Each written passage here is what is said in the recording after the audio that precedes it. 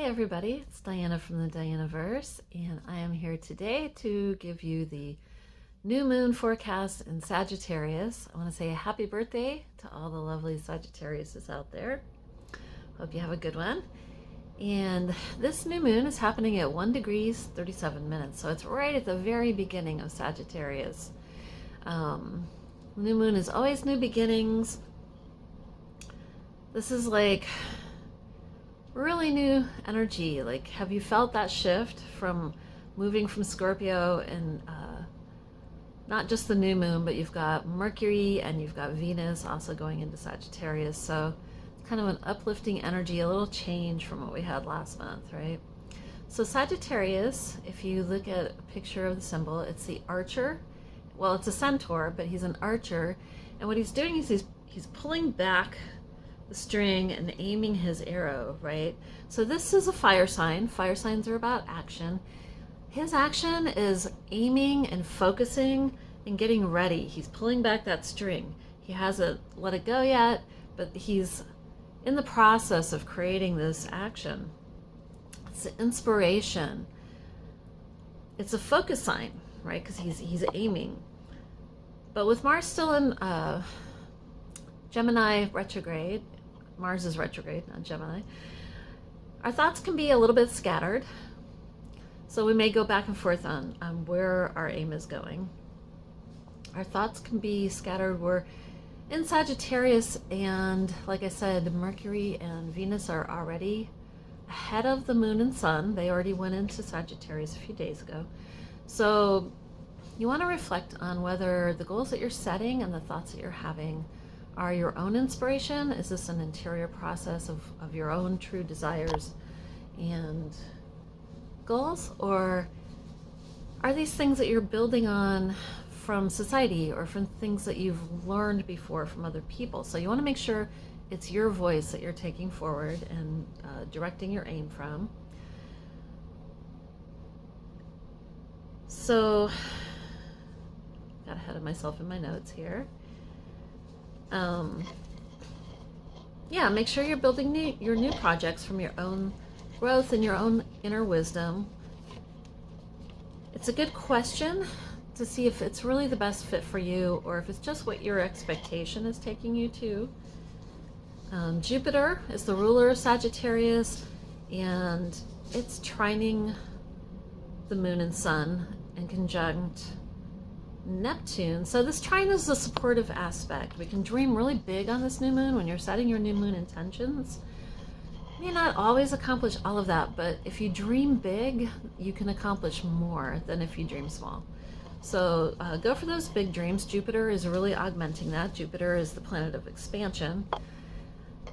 It's also very optimistic. And with Neptune, you can really be downloading a lot of intuition. Just make sure that you're not tuning into illusions, right? And that's where that discerning if it's your voice or other people's voices is a really good plan for this new moon, because you can have tricksters coming in. Mercury is a trickster energy. It's there with that Sag new moon. So you would just want to make sure that you check things out if it's not just coming from yourself. You'll be able to see where your big dreams can fit into the greater society, because we've got that Saturn that's still in Aquarius. Aquarius is the bigger picture. It's also innovation, so really getting support for these new thoughts, new plans. And that Saturn will kind of help you see where does this fit in to the greater whole, right? This moon has both internal, like the Sagittarius. You have the Chiron and Aries, thinking about what are my goals, what are my plans, how do I heal the visions that I have for myself, and where does that fit in? Because it still has to bring it into reality. It still has to fit in with the greater society. So Saturn's going to kind of help you rein that into where it's realistic. Where is it our own healing and not the influence of glamour, of other people's big ideas and what they're trying to do. It's not a bad idea to take a media break and not be influenced by some of the other voices going on. There could be a lot of disinformation at this point, like we've been having a lot the last few years, but with Mars in Gemini and that Neptune being a strong, really strongly aspected, there can be a lot of disinformation out there. So it can be good to kind of cut some of that back. We've done this, I think, when was it? 2 months ago? I forget now. Everything is a blur after a while. Keep notes on your astrology, then you can look back and see what aspects kind of hit you and what worked. But with the Jupiter, it's also going direct right on this full moon today. So it's really a supportive boost for dreaming big. It's not a coincidence with this new moon. It also went retrograde on a new moon. So there's a big boost in this kind of optimism today. And just FYI, the new moon is happening about 3 p.m.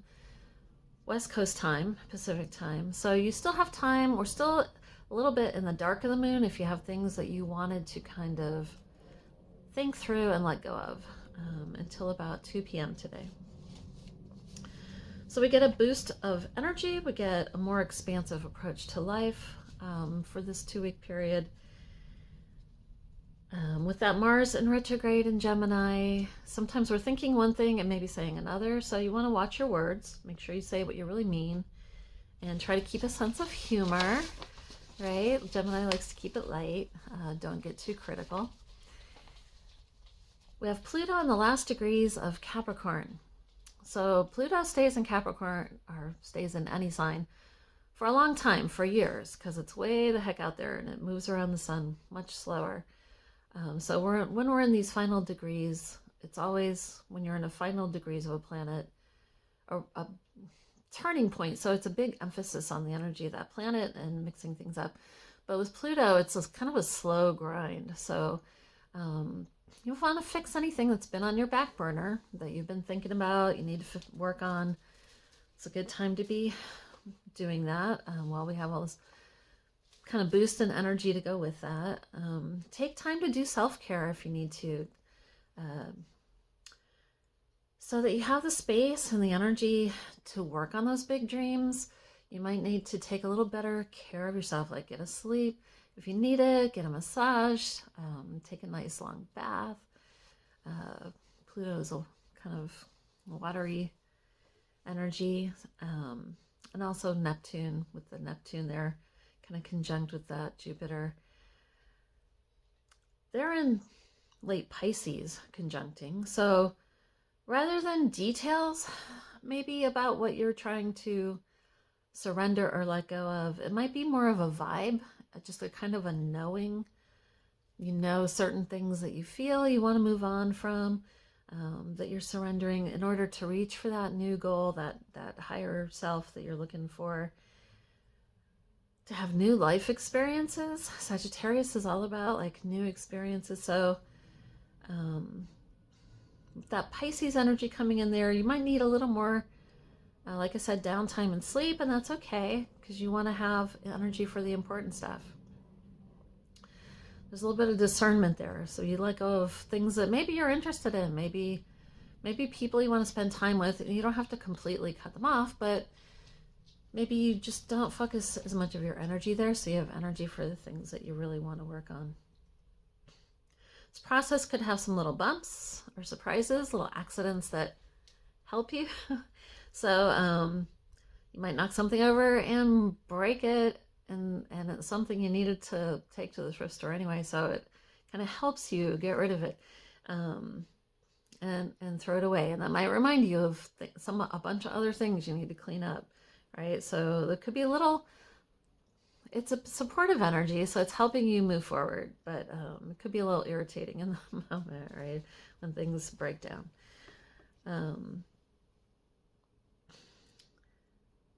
So see if you can look at life from someone else's perspective. It's another part of that Mars and Gemini. Everyone's trying to act on what they're trying to bring forward. So it's a good exercise always, but especially during this time through March, because Mars is retrograde and it won't be moving out of Gemini until March. It's a really long transit this time. Usually Mars moves a little faster. but look at things from somebody else's perspective. It can actually help you open up your own thoughts and your own mind when you look at things from someone else's point of view. It can be enriching to the process of what you're trying to do yourself. So I would say it's a good exercise right now. You can do it as just an exercise, a light, let me see what that would look like from someone else's perspective. And it keeps you from getting stuck maybe in that Pluto Capricorn can be a little sure of itself. So can Sagittarius. Sagittarius, that's like the dark side of Sagittarius. They can be like, I know what's best for everybody, right? So it's always a good exercise to look at it from another perspective. I would suggest doing that. Sagittarius also brings up study and travel. So if you have things that you want to study, maybe you're thinking of getting some more education or training at something, or you want to travel, this is a good time to plan those kinds of things so that they can happen in the new year. I know I'm doing that. So your plant friends this month, my suggestion is safflower. It's a plant that's ruled by Sagittarius. You can do it in oils, like soak safflower petals in oils and use it for some self-massage. You can also tincture it. It's a good blood mover. I would use it in very, very small amounts. It's a drop dose type herb. You don't want to overdo moving things. That can make things kind of break in the body or feel a little broken. That sunny color though, that yellow orange color, that fire sign energy, it's a good plant for that. So you could also make tea. Tea would be a little more gentle. I would just add a small amount. Again, it's a strong herb. Sag rules the thighs and the legs, so you could just get out and walk. That would be a really good exercise right now. It rules kind of that lower back area, so watch out for sciatica if you're prone to that. Don't overdo it. I would say gentle walks through lovely places will help you uplift your energy and get a little circulation going and help keep those legs and thighs strong. So your stone friend this month is citrine. It's a beautiful golden colored crystal. Helps for self-esteem issues and also for manifestation. So that is a good stone to work with this month. All right, you guys, I hope that you have great holidays. I know there's a lot of things around Thanksgiving. It's not really as kind to Native Americans as we were all kind of taught back in the day. So it's good to consider their point of view, right? If you're considering other points of view. It's also good to be spending time with family or friends and being grateful and optimistic about the things that are going right for you in your life. So there's kind of a dual energy to that holiday this year, along with our Mars and Gemini thing. Keep those two things in mind. You can think two things at the same time. I hope you have a great holiday, and I will be back again in a couple weeks for the full moon. And take care.